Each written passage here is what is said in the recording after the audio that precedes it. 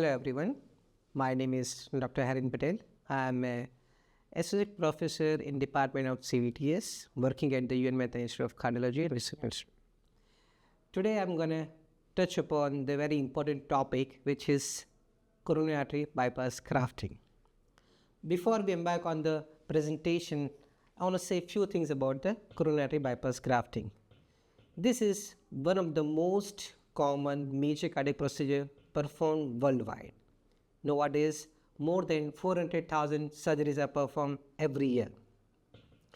The trend of coronary artery bypass is increased because there is an increase in the risk of coronary artery disease, not in the worldwide but also in India.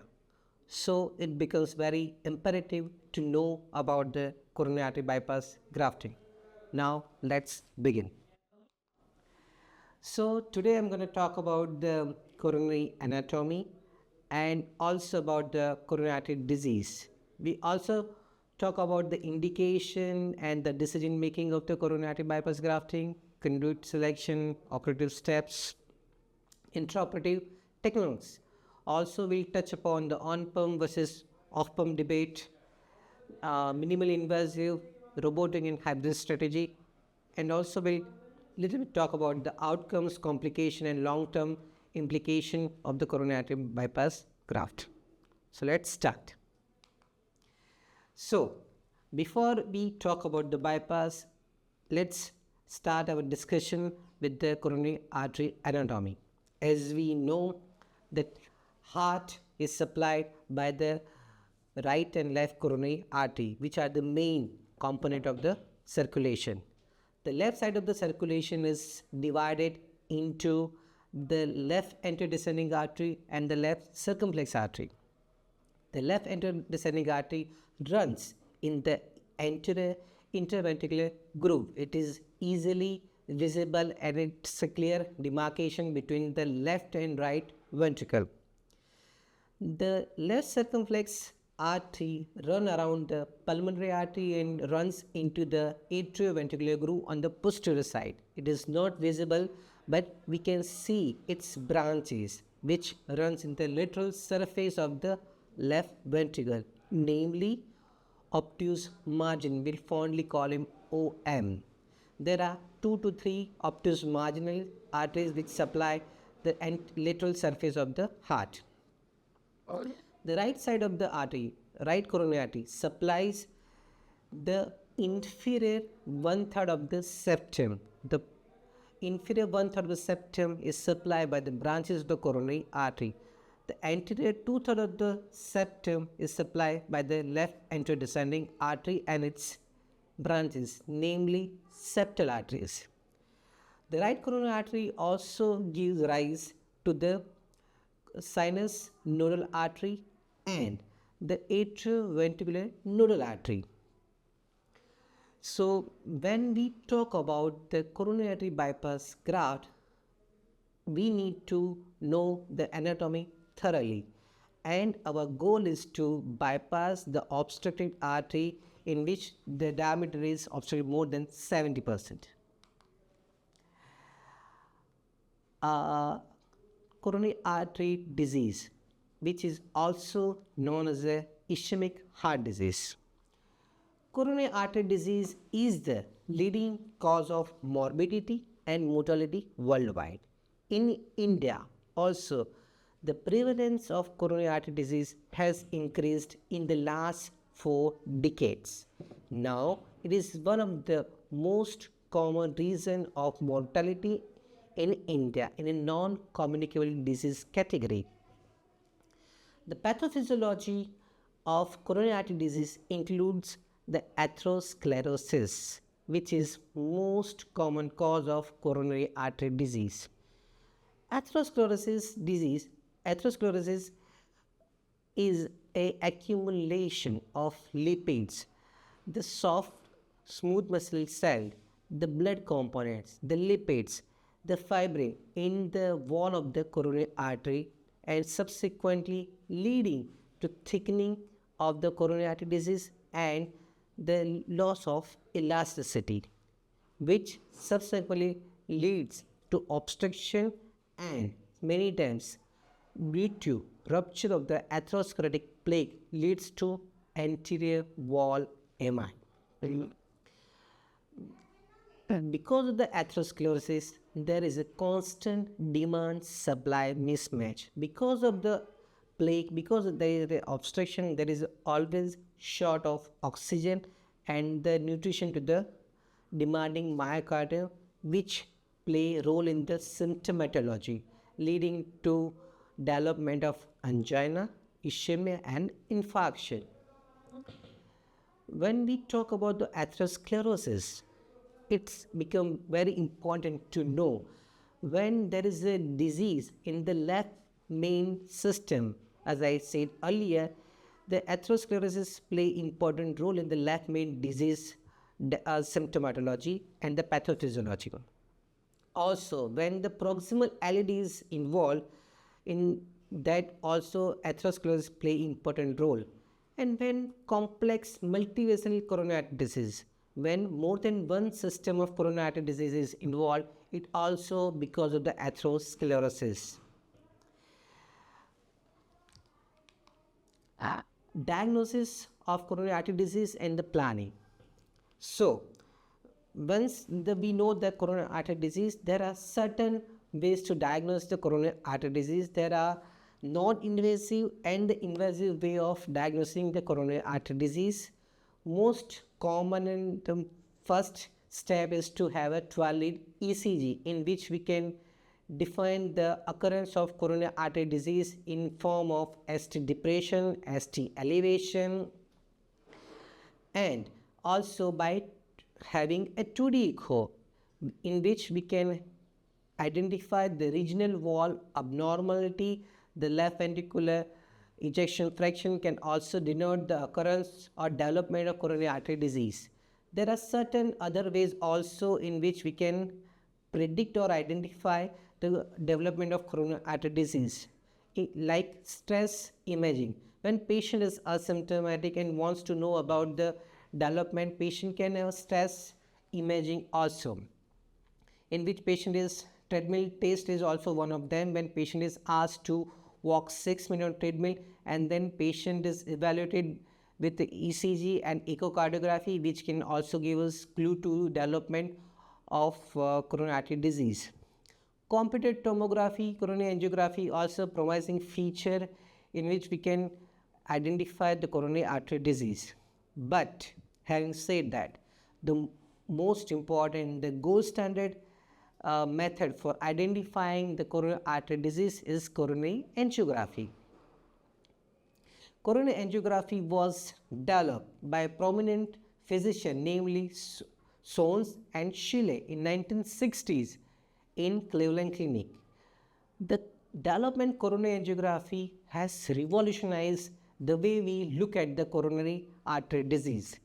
It has tremendously transformed the diagnostic modality, the treatment modality of the coronary artery disease. We can now perform coronary artery bypass graft better because we have the coronary angiography. Coronary angiography does not only diagnose the coronary artery disease, but also it allows to visualize the coronary anatomy. We can see the stenotic area, the blockages in the coronary artery. The blockage of the coronary artery disease, blockage of the coronary artery is quantified by the percentage of the blockage, and the percentage blockage is categorized as a mild, moderate, and severe. You can see on the right side, when the cross-section area is lost more than 50%, we see in the angiography there is a diminish in the diameter by 33%. When the cross-section area is diminished by 75%, we see as a 50% diminution in the diameter. And when the cross-section area is lost more than 90%, we call it 70% disease in the coronary angiography. And that is the lesion, we call it severe. When the coronary when the artery is disease more than 70%, it becomes a severe disease. And that case is we have to intervene by percutaneous coronary angiography or by bypass grafting. When patient has intermediate disease, let's say 50 to 60%, when physician is not sure whether patient will benefit from the intervention or medical management, that time we have to decide about the modality of treatment. In that case, is functional flow reserve is the tool which used to identify the subset of the patient which will benefit from the surgery intervention or the medical management. In functional flow reserve, the catheter is passed in the coronary artery and it defines the pressure pre-lesion and the post-lesion. And after getting the data, the data equated, and we get the number. When the number is more than 80, that means the patient will not require surgery and patient is not likely to have any major cardiac event in the near future, and patient can easily or safely be put on the medical management. When the equated ratio is less than 70, it means the patient is high likely to have a major cardiac event in the near future, and in those cases the intervention is required. So what comes in the indication of the coronary artery disease? When coronary angiography gives us a clue about the left main disease, when the left main artery is involved more than 60-70%, then the coronary artery bypass grafting is advised over the PCI. When there is a complex multivessel CAD, what denote the complex multivessel CAD? When more than one coronary artery system is involved by the atherosclerotic disease. In those cases, the bypass has a better chance of survival. Patient has a better chance of survival compared to PCI, and that's why we always advocate coronary artery bypass graft over the PCI. Diffusely vessel disease, when the lesion length is more than 20 mm in this multiple area, in those cases also the coronary artery bypass graft is advocated. In certain cases like failed PCI, during the PCI, if there is a certain complication, mechanical complication, rupture of the coronary artery, or instant restenosis, or with patient with ongoing ischemia, in those cases, very few of them, that time also bypass graft is advocated. When patient undergoing other cardiac surgery, we always advise for coronary angiography, and this it is become imperative to check for the coronary artery anatomy, and patient is found to have any coronary artery disease, we advise patient for coronary artery disease concurrent with the other cardiac procedure.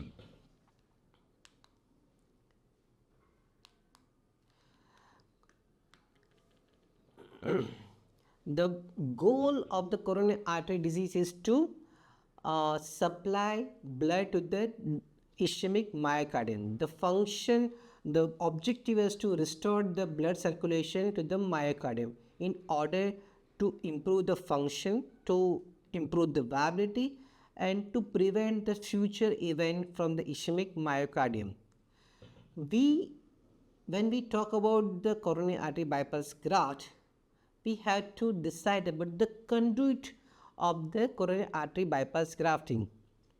When we talk about the bypass, we always talk about the left intrathoracic artery, which is the gold standard, which is the workhorse of the coronary artery bypass grafting. And there are many other grafts also, like saphenous vein graft, which is harvested from the lower limb, radial artery, which is harvested from the non-dominant hand, and also right internal thoracic artery, which is again like a left interthoracic harvest from the right side. And there are other grafts also, like gastroepiploic artery. Bypass can be single, double, or triple depending upon the territory of coronary artery is involved. When we talk about the target selection and the conduit, we had to balance it accordingly. When the targets are more and the availability conduit is less, we have to adjust it by doing sequential grafting. The goal of the sequential grafting is to have a complete revascularization, having covered the all territories of all right and left side of the circulation with artery involved more than 70%. Decision making, many times it for patient, for relatives, and many times for clinician, it becomes difficult to decide about the best mode of treatment in a particular patient, CABG or PCI or a optimal medical treatment. We have to have broader view when it comes to decision making. The cardiologist, the cardiac surgeon, anesthetic form a heart team and decide about the best treatment option of the patient. When we talk about the PCI, PCI is indicated in a focal disease when the lesion is confined to one particular area and is focal, the length is short and is isolated. When we talk about the bypass, as I said earlier, when there is a multiple coronary artery disease, when the lesion is involved in all three vessels, the heart function is decreased, the heart is not able to cope up with the upcoming event, patient is suffering from the diabetes. In those cases, we go for the coronary artery bypass graft. The third option is optimum medical treatment. Let me be clear, the medical treatment is continued with or without intervention, but when we only advise optimum medical treatment is the area when patient is not suitable for any kind of intervention.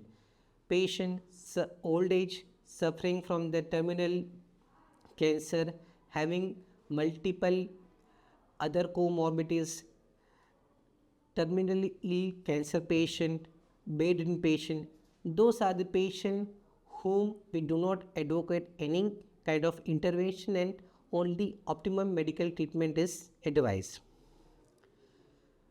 When we talk about the bypass versus PCI, there is a one score which is called syntax score, which gives us clue about the long-term outcomes of the any kind of intervention. Syntax score is a coronary angiography based evaluation of this various section of the coronary artery, and when the score is more than 34, it is advisable to go for a bypass graft because long-term results are better when the syntax score is high. When we talk about the bypass, we also have to take into consideration the comorbid condition of the patient, also the surgical risk, and most important, the preference of the patient.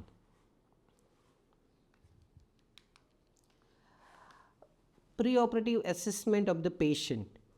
Pre-operative assessment of the patient start from the history and the physical evaluation from the head to toe. We have to see the patient for his all the full impulsion needs to be palpated to see the overall volume of the patient, overall condition of the heart and cardiovascular system. If patient is suffering from peripheral artery disease, the conduit of the lower limb may not be adequate and we might have to change for the conduit. That is the reason we have to evaluate the patient as a whole. We have to assess the each and every organ system for the benefit of the patient and benefit from the surgery. Cardiovascular system, patient coming for the surgery needs to have a ECG, the 2D echogram to see the function of the heart, the function of the each and every valve of the patient. The respiratory system, many times patient coming from bypass may be suffering from the COPD, having a history of smoking. Those cases, the pulmonary function tests needs to be done to see any restrictive or obstructive pattern of the patient disease. And many times patient may require HSD thorax to see the any underlying pathology. Gastrointestinal tract. Many times patient coming for surgery might be taking ecosprin and they have a tendency to upper or lower GI bleed. And patient may be suffering from the anemia, especially old age patient. When we see the patient, pre-operative assessment includes the evaluation of anemia profile and history should be taken thoroughly if patient are suffering for any upper and lower GI bleed.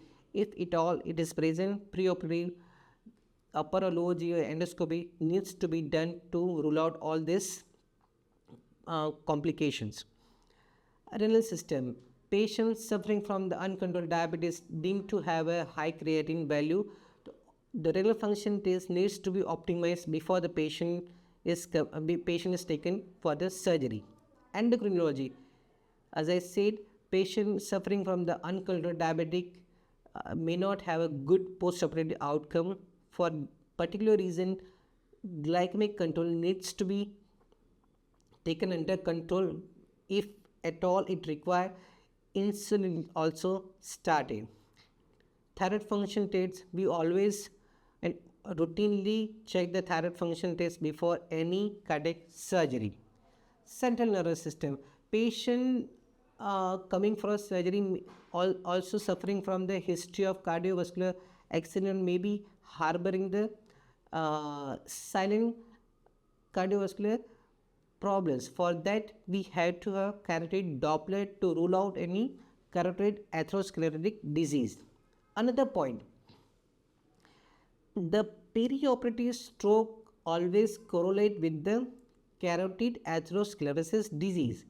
It is say when stroke the occurrence of stroke is less than 2%, when the carotid atherosclerotic plague is 50%, but it increased to 10% when the carotid atherosclerotic disease is more than 80%, and the incidence of stroke is more than 30% when the line crosses to more than 80%.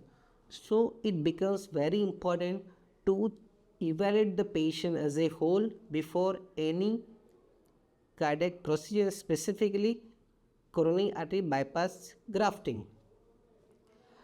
We always check about the lower limb arterial Doppler to rule out any peripheral arterial occlusive disease. Now let's talk about the conduit. For any bypass surgery, the left internal thoracic artery is considered as a workhorse, as a gold standard for a bypass grafting. Left internal thoracic artery, which is also known as a LITA or left internal memory artery, LIMA. It has certain qualities for which we prefer for the coronary artery bypass grafting. It has a anti-atherosclerotic property. It never get old and never get atherosclerosis. It also has a self-sufficient vasodilatory effect. It generates nitric oxide. It has an anti-thrombotic potency. It has a long-lasting properties. It has a properties of adapting. It adapts its flow to the demand. So there are certain qualities for which we prefer LIMA. And when we talk about the LIMA, we try to anastomose LIMA to the left anterior descending artery. There are other conduit like saphenous vein, which is harvested from the left or right lower limb depending upon the need for the conduit. It has a superficial location. It is very easy to harvest, but it has a very poor long-lasting quality. The other conduit which we use routinely is a radial artery, which again as a muscular artery, it is very excellent next to the LIMA, but it is a propensity to the spasm. So conduit strategy is very important for decision making and the surgical strategy, the which conduit will be put on the which coronary artery. As I said, the long-term graft patency of lima is 90 to 95% and 10-year interval. And when we talk of the saphenous vein graft, it is 40 to 50% of the patency when we talk about the long-term duration. Because the lima has a long-lasting quality, we put lima over the LAD. This is the construct of the bypass strategy.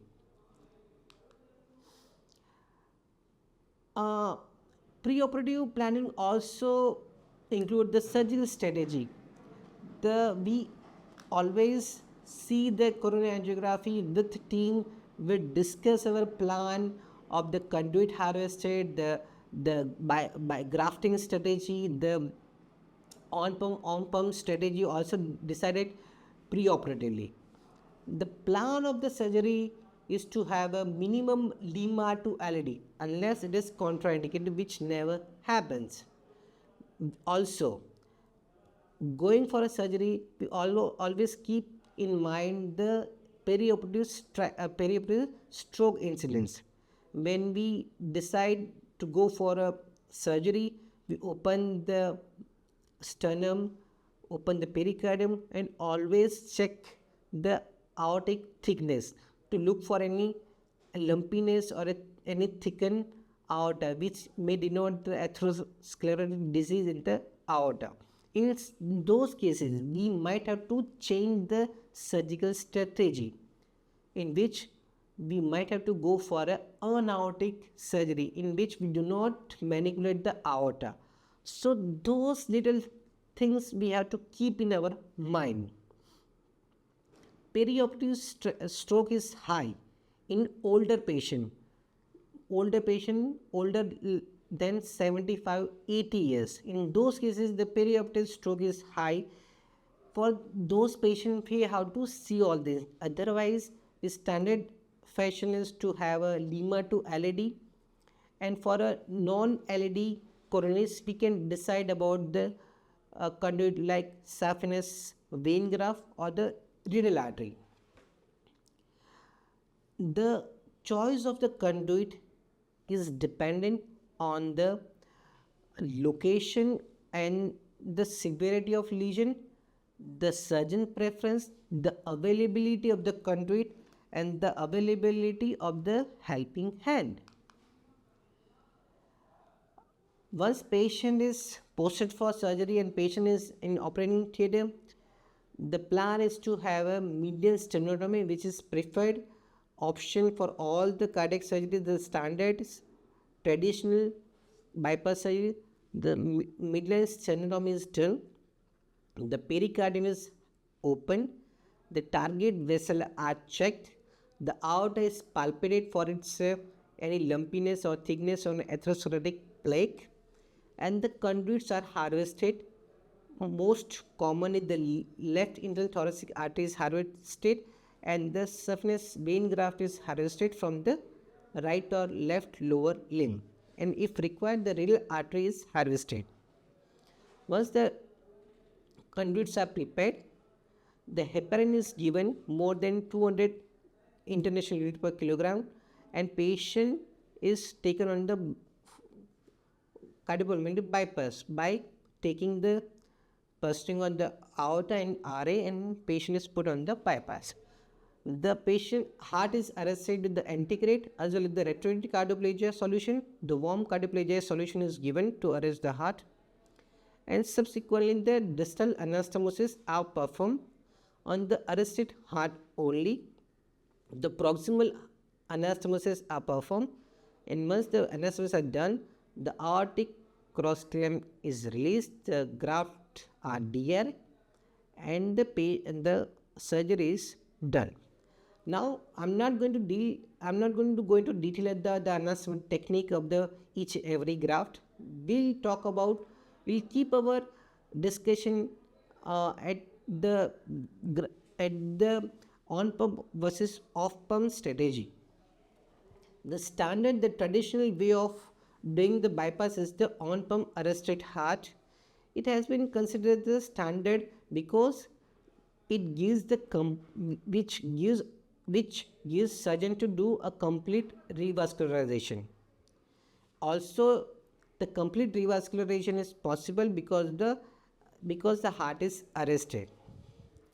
Now, when we talk about the off-pump cardiac surgery, off-pump cardiac surgery, when patient is not arrested and the surgery is done on the beating heart. There are certain advantage and disadvantage of both the procedure. The advantage of the on-pump surgery is to have a complete revascularization when we can address each and every coronary artery obstructed with the plaque. Many times in off-pump surgery, we may not able to do complete justice or complete revascularization because of the position. Many times on off-pump surgery, we have to give certain position if we want to perform left side of the grafting or the right of the grafting. In those conditions, heart is prone to have a hemodynamic instability.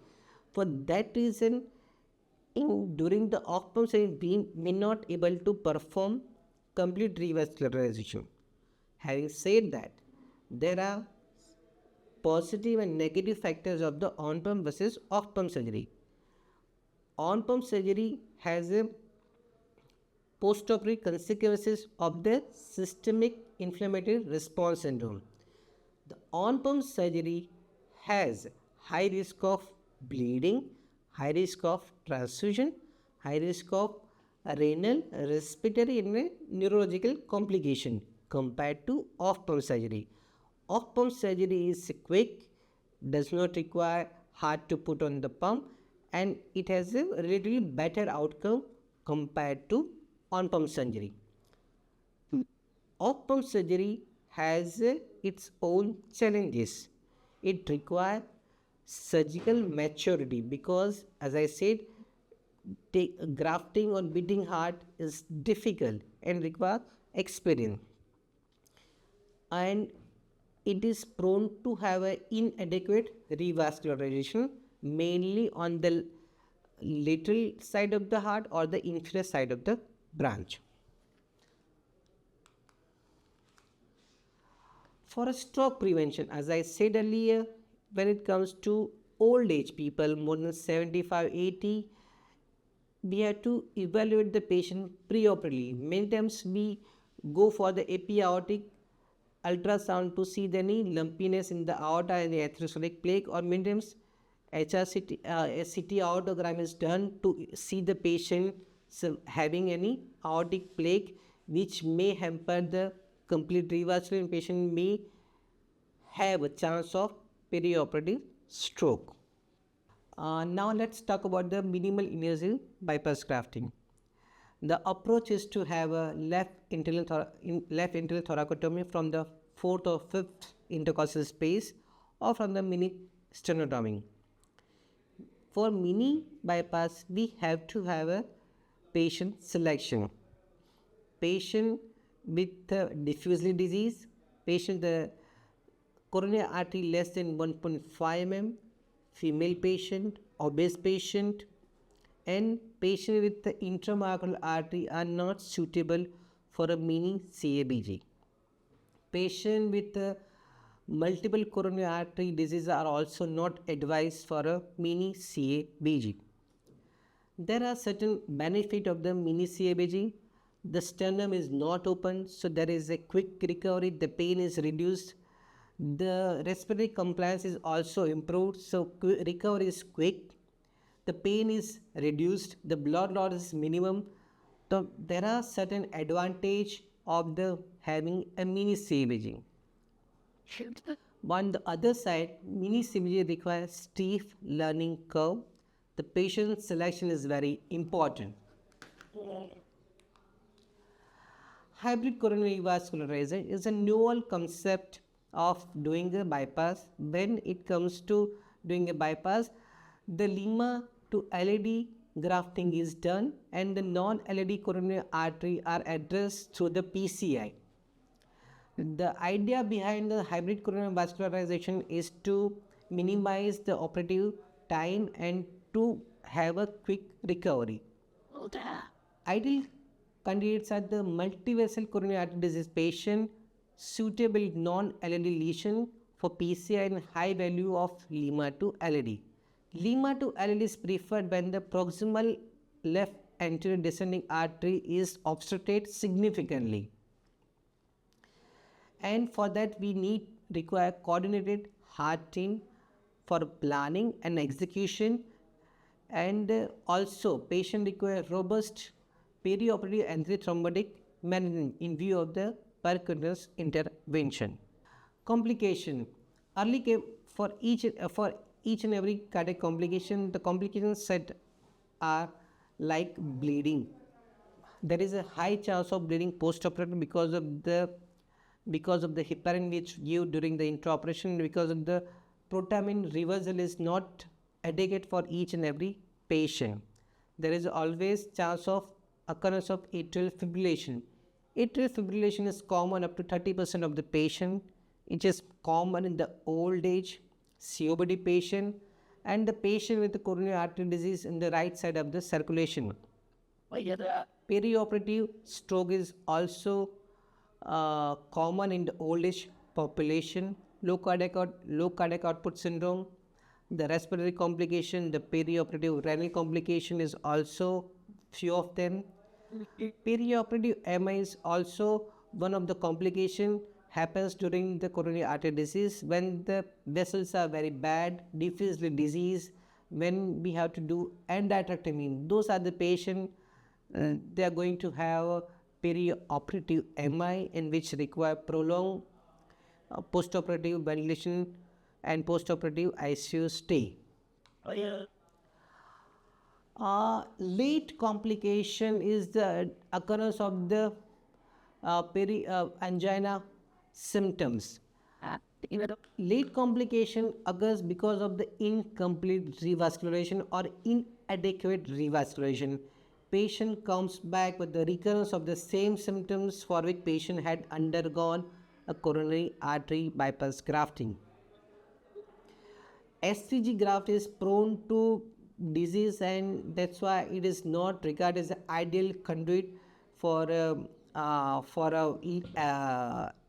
LED grafting. Arterial grafts are less prone to atherosclerosis and they are long lasting. That is the reason why arterial grafts are preferred over the venous graft.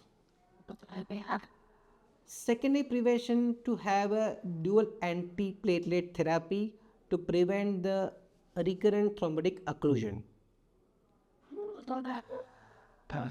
Post-operatively, patient is put on the dual antiplatelet therapy. Aspirin is the gold standard, which is given 75 to 100 mg per day for rest of the life.